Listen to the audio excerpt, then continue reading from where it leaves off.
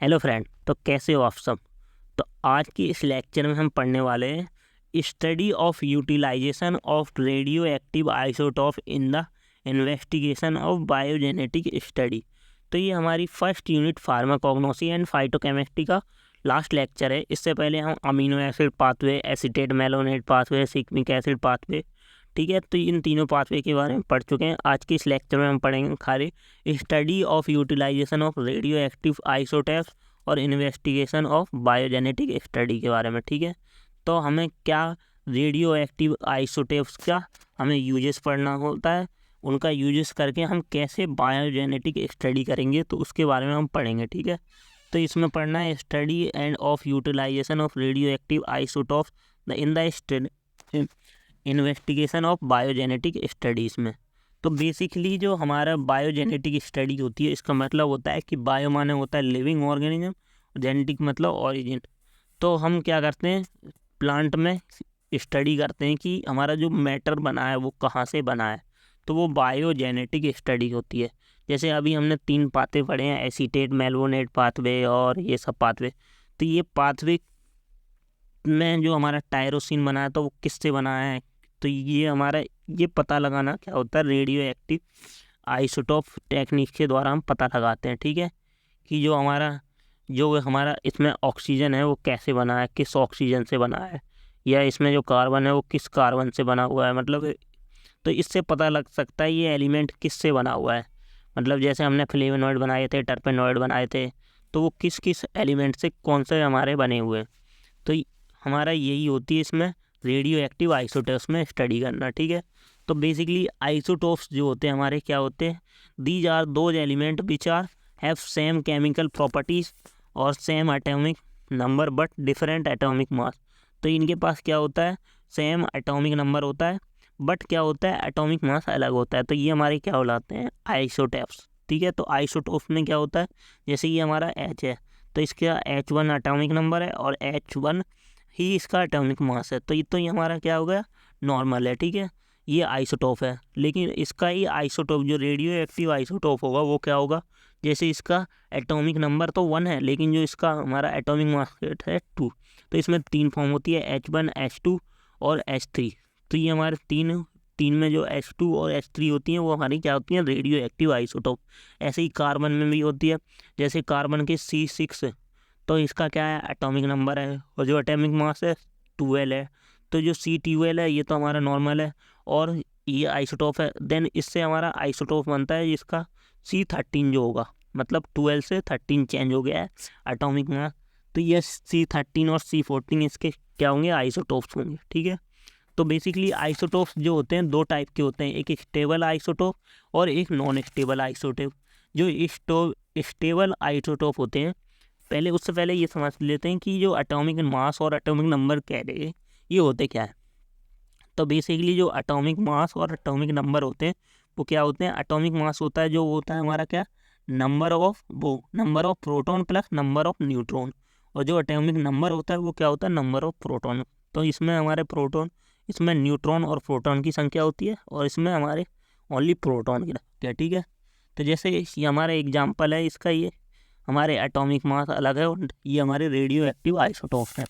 ठीक है, अब कुछ होते हैं unstable isotope.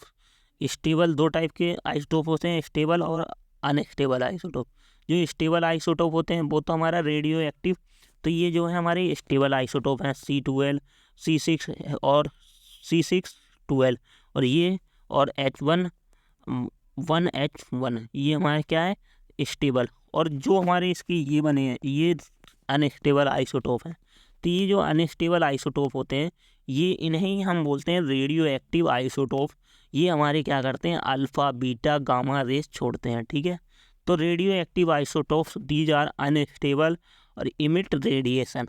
So the phenomena of emitting radiation is called radioactive. Such as isotopes are called radioactive isotopes. जो हमारे अल्फ़ा बीटा गामा रेस छोड़ते हैं वो क्या कहलाते हैं, रेडियो एक्टिव आइसोटोप। तो जैसे हमारा C614 है, 1H3 है और 14P32 है, और ये हमारा I12 है, वो I13 है। ठीक है, तो ये हमारे क्या है, आइसोटोप्स वगैरह हैं, ठीक है। तो रेडियो एक्टिव, अब बायोजेनेटिक स्टडी तो समझ ही सकोगे, the study of synthesis of primary and secondary metabolite in being में, जो हमारे प्राइमरी और सेकेंडरी मेटाबोलाइट हैं उनकी स्टडी करना, वो कहाँ से आए हैं हमारे, ठीक है। So various intermediate step involve in biogenetic pathway plant can be investigate by following technique. कौन कौन सी टेक्निक से, ट्रेसर टेक्निक से, ग्राफ्टिंग मेथड से, और use of isolation organ and tissue से उनका यूज करके, और यूज ऑफ म्यूटेंट स्ट्रेन का यूज करके, देन एंजाइमेटिक स्टडी की करके हम पता लगाते हैं कि हमारा जो मटेरियल वो कहाँ से आया है। तो हमें इसमें जो हमारा यूनिट है इसमें हमें पढ़नी है ट्रेसर टेक्निक के बारे में, ठीक है। तो हमें इसके बारे में पढ़नी है।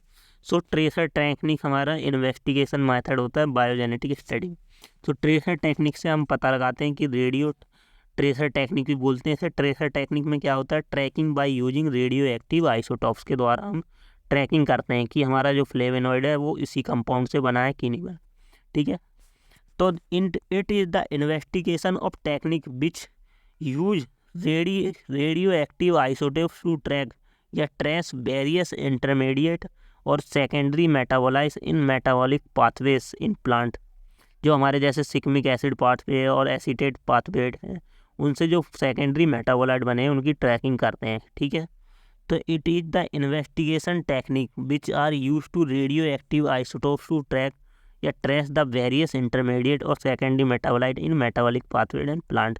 जैसे C14 है, H3 है, और सल्फर 35 है, और फॉस्फेट 35 है। तो ये हमारे रेडियो एक्टिव आइसोटोप का यूज करके हम क्या करते हैं, मान लो हमने जैसे कोई हमने मान लो कोई फ्लेवोनॉइड है हमारा, जैसे मान लो कोई भी हमने केमिकल या एल्कोलॉइड लिया, तो हमने क्या करते हैं उसमें अपने ये रेडियो एक्टिव आइसोटोप कंपाउंड उसके अंदर डाल देते हैं। तो देन उसे फिर इंसर्ट करवाते हैं प्लांट के अंदर, ठीक है। तो फर्स्ट मेथड होता है स्टेप इन्वॉल्वमेंट ट्रेसर टेक्निक में selection of radio active isotope. तो सबसे पहले हम रेडियो एक्टिव आइसोटोप का सिलेक्शन करते हैं। तो first of all radio active जो आइसोटोप होना चाहिए वो हमारा चॉइस कॉस्ट इफेक्टिव होना चाहिए, और उसकी लॉन्ग सेल्फ लाइफ होनी चाहिए या हाफ लाइफ होनी चाहिए, ठीक है। तो उस तो अकॉर्डिंग टू सेलेक्ट हमारे जो ज़रूरत होती है उसकी हम आइसोटोप्स लेते हैं। तो हमारे कितने टाइप के आइसोटोप होते हैं, जैसे हमें अगर प्रोटीन और अमीनो एसिड का पता लगाना है तो उसके लिए हम नाइट्रोजन और कार्बन के जो आइसोटोप्स होते हैं उन्हें लेते हैं। और जो अगर हमें ट्रपेंस का पता लगाना है फोर ट्रपेंस के लिए, तो हम ऑक्सीजन और कार्बन का आइसोटोप्स लेते हैं। और अगर हमें एल्कोलॉइड का पता लगाना है तो हम नाइट्रोजन का क्या लेते हैं, दो रेडियो एक्टिव आइसोटोप्स लेते हैं। और अगर हमें ग्लाइकोसाइड का पता लगाना है तो हम ऑक्सीजन और नाइट्रोजन और सल्फर या कार्बन में से कोई एक लेते हैं, ठीक है। तो ये हमारे अलग अलग कंपाउंड अगर हमें पता लगाने हैं कि ये कहाँ से आए हैं तो उसके लिए हम अलग अलग आइसोटोप्स लेते हैं, सेलेक्ट करते हैं, ठीक है। तो 4 अमीनो एसिड प्रोटीन और एल्कोलॉइड ग्लाइकोसाइड, इनके लिए अलग अलग अमीनो एसिड के लिए अलग अलग हम अपने रेडियो एक्टिव आइसोटोप्स लेते हैं। तो बेसिकली हमारा ऑक्सीजन तो सब में ही यूज होता है, ठीक है। Then preparation of radiolabelled compound. तो फर्स्टली हमने अपना सेलेक्ट कर लिया कि हमें ये रेडियो एक्टिव आइसोटोप, हमें मान लो कि हमें अगर प्रोटीन या अमीनो एसिड पता लगाना है तो हमने मान लो ऑक्सीजन का या कार्बन का आइसोटोप लिया, C14 लिया। तो अब उस C14 को क्या करेंगे, उसका प्रिपरेशन या रेडियो लेबल्ड कंपाउंड बनाएंगे। तो preparation of radiolabelled after selection of radio active isotope, radiolabel compound are produce by chemical reaction या ऑर्गेनिक सिंथेसिस के द्वारा हम उस रेडियो एक्टिव जो हम आइसोटोप्स बनाएंगे। Then by growing plant in atmosphere of carbon C40O2 पे, carbon dioxide के साथ कोलेरा जो एल्गी होता है उसमें कार्बन का C40 मिल जाता है हमें, ठीक है। तो अब ये हमारा प्रोडक्शन हो गया है लेबल्ड कंपाउंड का, जो रेडियो लेबल्ड कंपाउंड है। तो मान लो हमने पहले सिलेक्शन कर लिया था कि हमें किसके लिए चाहिए, अब कार्बन चाहिए था, तो उसकी केमिकल रिएक्शन या ऑर्गेनिक सिंथेसिस के द्वारा हम उसका रेडियो एक्टिव बनाएंगे, या ग्रोइंग इन प्लांट, तो जो हमारा कार्बन डाइऑक्साइड होता है उससे हम C14 लेंगे कोलेरा एल्गी का। देन हम उसको हमने क्या किया, अब हमने उसका क्या कर लिया, प्रिपरेशन भी कर लिया लेबल्ड कंपाउंड की और सिलेक्शन भी कर ली। अब हम उसका इंसर्टेशन करेंगे, मतलब insertion of radio label compound in plant part. तो जिस प्लांट हमें पता लगाना है कि हमारी ये जो टर्पेनॉइड हैं या फ्लेवोनॉइड हैं वो कैसे बनने हैं, तो हम उस प्लांट में इंसर्ट करेंगे, ठीक है। तो after that radio level compound insert into the plant part by following method. कौन कौन से मेथड के द्वारा? बाय रूट फीडिंग के द्वारा, बाय स्टेम फीडिंग के द्वारा। रूट फीडिंग मतलब रूट के अंदर फीड करके, मतलब रूट के अंदर उन्हें रख देंगे अपने रेडियो लेवल कंपाउंड को, ठीक है। या स्टेम फीडिंग करके स्टेम के अंदर फीड इंजेक्ट कर देंगे। और डायरेक्ट इंजेक्शन इन हॉलो स्टेम, जो तना होता है ना उसका खोखला तना, उसके अंदर हम डायरेक्ट इंजेक्शन दे देंगे जैसे ओपीएम पोपी वगैरह में। और बाई इनफिल्ट्रेशन, इनफिल्ट्रेशन का मतलब वीक फीडिंग, बत्ती बनाएंगे अपने जो रेडियो एक्टिव आइसोटोप है और उसमें डाल देंगे तो जिससे वो उसके अंदर मिल जाएगा। और बाई स्प्रे टेक्निक के द्वारा भी हम रेडियो लेवल कंपाउंड को क्या करते हैं, प्लांट में इंसर्ट करवाते हैं। तो मेथड होते हैं इंसर्ट करवाने के प्लांट में, ठीक है, बहुत सारे, ठीक है। तो by root feeding, by stem feeding और डायरेक्ट इंजेक्शन। देन हम उसका क्या करेंगे, फिर उनका सेपरेशन एंड डिटेक्शन करेंगे। अब हमने क्या कर दिया है, अपना रेडियो एक्टिव आइसोटोप प्लांट के अंदर इंसर्ट कर दिया। अब हम उनका सेपरेशन करेंगे, वहाँ से निकालेंगे अपने आइसोटोप प्लांट से मेटाबोलाइट्स निकालेंगे। देन हम उनका डिटर्मिनेशन करेंगे रेडियो लेवल कंपाउंड का। So at last chemical acted by infusion, decoction, maceration और परकोलेशन के द्वारा हम निकालते हैं। देन हम फॉलोइंग टेक्निक यूज़ करते हैं detection of separation of metabolite, जैसे जीएम काउंटर का, गीगर मूलर काउंटर का, गैस आइसोलेशन चैम्बर का, एनएमआर स्पेक्ट्रोस्कोपी का, ऑटो रेडियोग्राफी का। तो देखते हैं ये हमारी क्या क्या होती हैं। तो इनसे हमें ये पता लगाना है कि इसके अंदर कौन सी रेज है हमारी। तो अल्फ़ा बीटा गामा रेज, जो सी रेज इमिट हो रही होंगी तो उससे पता लगा लेंगे कि ये हम जिस भी मतलब जहाँ से भी रेज इमिट हो रही होंगी तो उससे पता लग जाएगा कि इस कंपाउंड से हमारा ये बना हुआ है, ठीक है। तो वो रेडियो एक्टिव हो जाएगा। तो फर्स्ट जीजर मूलर काउंटर। तो जीजर मूलर काउंटर पता लगाने के लिए यूज होता है किसकी? तो जीजर मूलर काउंटर जो होता है use for detection of alpha beta and gamma rays release by radio active isotope से जो alpha beta gamma rays release होती हैं उसका पता लगाता है, ठीक है। तो firstly develop by Geiger and Muller ने इसका मॉडिफिकेशन किया था, तो इसे हम जीजर मूलर काउंटर बोलते हैं। हैंस जीजर और वॉल्टर मोलर दोनों साइंटिस्ट थे जिन्होंने जीजर मूलर काउंटर बनाया था। अब तो इसमें हम क्या करते हैं, यूज करते हैं नियोन और आर्गन गैस का इन लो प्रेशर में। तो उससे क्या होता है कि जो इसके अंदर ट्यूब होती है, एक hollow tube, hollow metal tube होती है, जो क्या किसकी बनी होती है, कैथोड की बनी होती है। जो उसकी मेटल वॉल होती है वो कैथोड का काम करती है और उसके अंदर एक एनोड ट्यूब डाली जाती है। एनोड का मतलब एल्युमिनियम की ट्यूब डाली जाती है जो एनोड का काम करती है, ठीक है। तो उसमें हम लो ऑर्गन गैस या न्यून गैस भर देते हैं उसके अंदर। ये लो ऑर्गन गैस या न्यून गैस भरी होती है हमारी, ठीक है। तब क्या होता है इस काउंटर में, जीजर मूलर काउंटर में, तो लो प्रेशर पे इसलिए रखते हैं क्योंकि the distance of travel ion क्या हो इंक्रीज हो जाए। कि जो ये आयन इसमें हमारे क्या होते हैं, रेडियो जैसे ही इस पर रेडिएशन पड़ती है इन आयन पे तो इन पे चार्ज जनरेट होता है। तो जैसे हमारे मान लो हमारे जो हीलियम है H1, तो उससे क्या हुआ है, उसकी रेडिएशन आई है, तो ये हमारा हीलियम पे क्या होता है, पॉजिटिव चार्ज होता है, तो यहाँ पे H+ आएगा। तो ये कैथोड जो होती है वो तो पॉजिटिव होती है, तो इससे क्या होगा, ये भागेगा। अब लेकिन ये क्या करता है, जो ये H+ है ये दूसरे को भी पॉजिटिव कर देता है। मतलब कि ये आयोनाइजेशन एवलांच होता है यहाँ पे। मतलब कि पहले ने क्या हुआ, फर्स्ट आयोनाइज हुआ, देन कंबाइन अदर के साथ, देन उसको भी आयोनाइज कर देता है। तो इस आयोनाइजेशन के कारण यहाँ पे एक चार्ज जनरेट होता है। तो इस यहाँ से कुछ फ्री इलेक्ट्रॉन घूम रहे होते हैं, उससे चार्ज जनरेट होता है। तो इस एनोड से क्या होता है, करंट पास होता है। तो यहाँ पे हमारा क्या जुड़ा हुआ है, प्रतिरोध, या इसे हम बोलते हैं डिस्ट्रैक्ट करने के लिए जुड़ा हुआ है, ठीक है। तो ये हमारा यहाँ पे आर जुड़ा हुआ है, तो इससे यहाँ पे करंट पता लगता है। जैसे ही करंट आता है यहाँ पे वैक्यूम ट्यूब एम्पलीफायर भी जुड़ा होता है। तो इसमें हमारा जितना ज़्यादा मतलब इसमें से रेडिएशन होगी उतना ज़्यादा ये जो वैक्यूम एम्पलीफायर होता है आवाज़ करता है। तो ये हमारा इससे पता लगा लेते हैं कि कितनी ज़्यादा रेडिएशन इमिट कर रहा है। तो इससे रेडियो एक्टिव आइसोटोप्स का पता लगाया जा सकता है। देन सेकंड होता है सेंटिलेशन काउंटर या डिटेक्टर बोलते हैं। तो इसमें भी हम अल्फ़ा बीटा और गामा रेस का ही मेजर करते हैं सेंटिलेशन काउंटर में। तो इसमें क्या होता है, ये हमारा एक सेंटिलेशन क्रिस्टल कंसिस्ट करता है विच इज जिंक सल्फेट के बने होते हैं, या सोडियम आयोडाइड या नेपथलीन वगैरह भरी होती है उस क्रिस्टल्स में। तो ये फर्स्टली होते हैं इसमें सेंटिलेशन क्रिस्टल, यहाँ से रेडिएशन पास कराते हैं। यहाँ पे हमने मान लो ये कंपाउंड है हमारा, इसको रखा, यहाँ से उसकी रेडिएशन पास होगी, देन वो क्या करता है, इसमें फोटो मल्टीप्लायर ट्यूब होता है PTM, और यहाँ पर लास्ट में पिन कनेक्टर रहती हैं। तो यहाँ फोटो मल्टीप्लाई फिर से वो मल्टीपल हो जाता है और पिन ये कनेक्ट होती है हमारी कंप्यूटर से, वहाँ से हमें दिख जाता है। ठीक है, तो PTM convert radiation into electric signals में कन्वर्ट कर देती हैं। जो ये हमारी जो फोटो मल्टीप्लायर ट्यूब था, ये रेडिएशन को किस में कन्वर्ट कर देता है, इलेक्ट्रिक चार्ज में।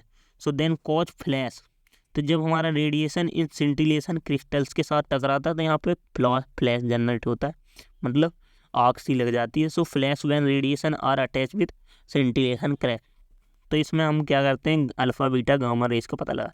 देन ऑटो रेडियोग्राफी होती है। ऑटो रेडियोग्राफी में इसमें यूज इलेक्ट्रॉन माइक्रोस्कोप का यूज करते हैं। क्या करते हैं, सबसे पहले हमने सैंपल लिया जिसका हमें पता लगाना है कि इसमें हमारा रेडियो एक्टिव आइसोटोप्स है कि नहीं।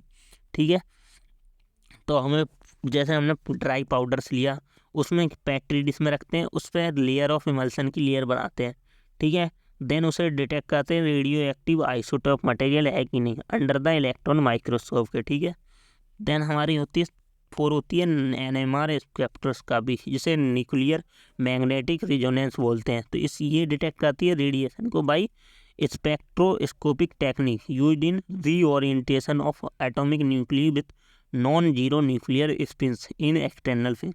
तो इसमें कार्बन और हाइड्रोजन के लिए अलग अलग होती हैं। पहली होती है 1 हाइड्रोजन NMR स्पेक्ट्रोस्कोपी और एक CNMR स्पेक्ट्रोस्कोपी। ठीक है, तो ये हमारी NMS स्पेक्ट्रोस्कोपी होती है जो हमारे atomic nuclei with zero nuclear, मतलब ये रेडिएशन को डिटेक्ट करती है। देन होती है UV स्पेक्ट्रोस्कोपी, जिसे अल्ट्रा वायलेट रेज भी बोलते हैं। ठीक है, ये स्पेक्ट्रोस्कोपी कैसे डिटेक्ट करती है, यहाँ पे हम अपना सैंपल पुट करते हैं और उससे क्या होता है, एक लाइट का सोर्स लगा होता है जहाँ पे इंट्रेंस स्लिट होती है एक, जिसमें से लाइट पास होती है छोटी छोटी, बीच में हमारा डिस्पर्जिव एलिमेंट लगा होता है, यहाँ पे हमारी डिस्पर्जिव एलिमेंट से लाइट पास होती है। देन ये लाइट फैल जाती है, फिर यहाँ पे एग्जिट स्लिट लगा होता है, इसमें छोटे से में लाइट पास होती है, फिर सॉल्यूशन से लाइट पास होती है। देन आगे डिटेक्टर लगा होता है, उसमें बता देता है कि हमारा कि रेडियो एक्टिव आइसोटोप प्रेजेंट है कि नहीं। तो UV स्पेक्ट्रोस्कोपी या determine the light absorbency of substance, कि ये सब्सटेंस कितना लाइट को ऑब्जॉर्व कर रहा है, ये डिटेक्टर बता देता है। ठीक है, the flash absorb light undergo excitation और de excitation of generate spectrum, मतलब क्या होता है, जब इस पर लाइट पड़ती है या तो इसमें जो हमारे मॉलिक्यूल होंगे वो क्या होंगे, एक्साइट स्टेट में पहुंच जाएंगे या नॉन एक्साइट होंगे। तो ये हमारा डिटेक्टर यही बताता है कि एक्साइट हो गए हैं कि नहीं हो गए, कितने पे एक्साइट हुए उसकी वैल्यू हम बता देता है। ठीक है, तो जैसे 840 nm 340 nm, तो इस टाइप की हमारी UV रेस बनाता है अल्ट्रा वायलेट। ठीक है, तो ये हमारे मेथड थे डिटेक्शंस के। ये हमारा यहाँ पर फर्स्ट यूनिट कंप्लीट हो गई। Thank you.